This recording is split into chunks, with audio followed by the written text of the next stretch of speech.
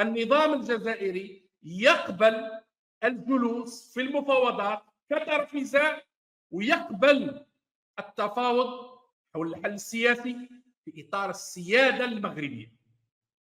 والله لا ترامب هذا رجل عظيم، هذا ترامب رجل عظيم، ارغم النظام العسكري الجزائري على الجلوس في المفاوضات كطرف نزاع.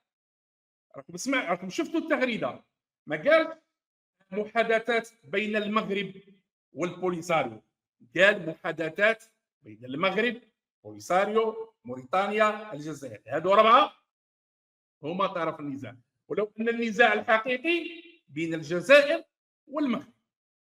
أمريكا نجحت في إرغام أو في أن يقبل النظام الجزائري هذه الصيغة، في أن يقبل النظام الجزائري قرار مجلس الأمن 2797 الذي كان نصرا كبيرا للمغرب.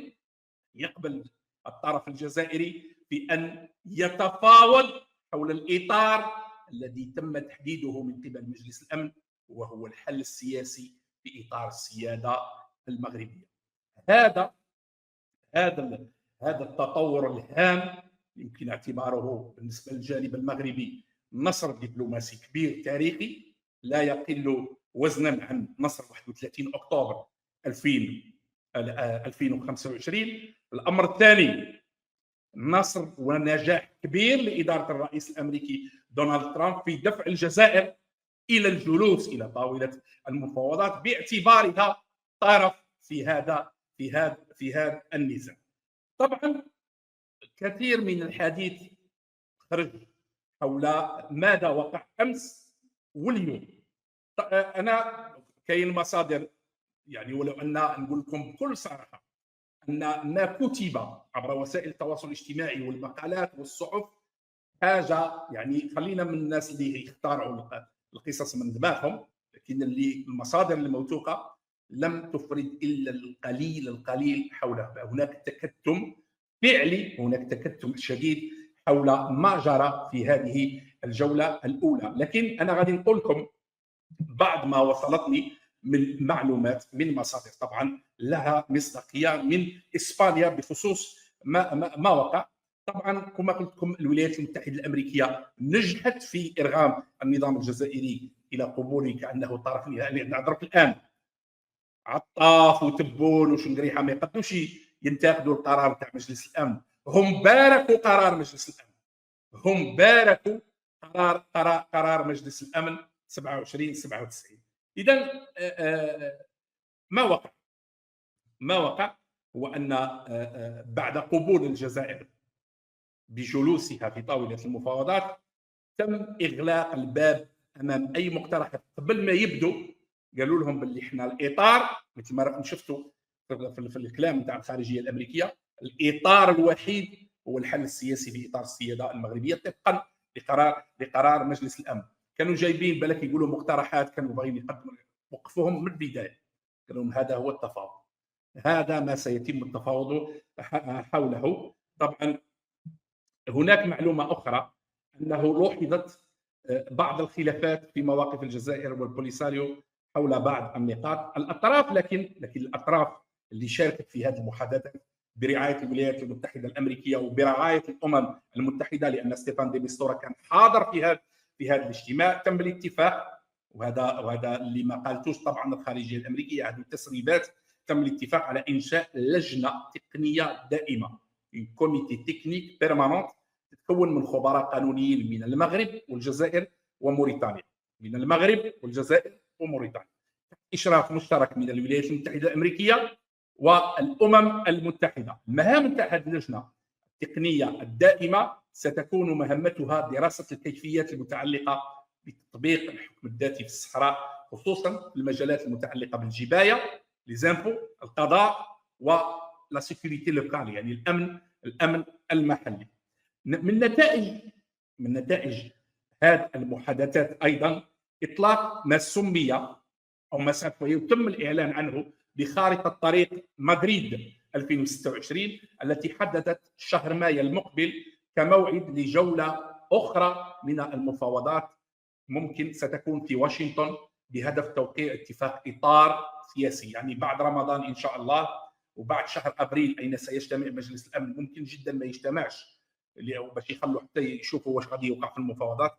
في شهر ماي حسب هذا المصدر الموثوق سيكون هناك اجتماع في واشنطن من اجل توقيع اتفاق اطار سياسي. طبعا قبل الوصول الى توقيع الاتفاق الاطار السياسي بخصوص هذا المفاوضات غادي تكون جولات يعني محطات اللي تفضي في اخر المطاف الى هذا الاتفاق.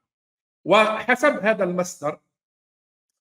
المصدر يعني الجوله الاولى اكدت الاولويه للمبادره، طبعا المبادره المغربيه للحكم الذاتي، المبادره التي حسب هذا المصدر تم عرضها واللي متكونه من 40 صفحه بشكل مفصل حول الخطه المغربيه بخصوص الحل السياسي في الصحراء المغربيه.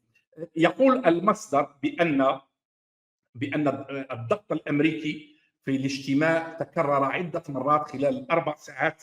يعني كان الاجتماع الاول البارح اللي حضروا مسؤولين كبار على راسهم احمد عطاف والسي ناصر بوريطه ووزير خارجيه موريتانيا، دام ل4 ساعات، وكان هناك خلاف حول مفهوم لوتو ديترميناسيون، حول تقرير المصير. طبعا المغرب يعني اكد على ان لوتو ديترميناسيون تقرير المصير مرتبط بالحل السياسي طبقا لقرار مجلس الامن، والحل السياسي هو الحكم الذاتي. لكن الطرف الجزائري حاول التمسك بالصيغه التقليديه، لكن الجانب الامريكي الضغوطات التي مارسها كل من مسعد بولس والسفير الامريكي بالامم المتحده رجح كفه الطرح المغربي. يعني من المستقبل ان شاء الله ما غاديش يولوا يزيدوا يتكلموا على تقرير المصير بالصيغه اللي هما حابينها. يعني هما مثل ما راهم عاد مازال راهم يكذبوا على الراي العام في الجزائر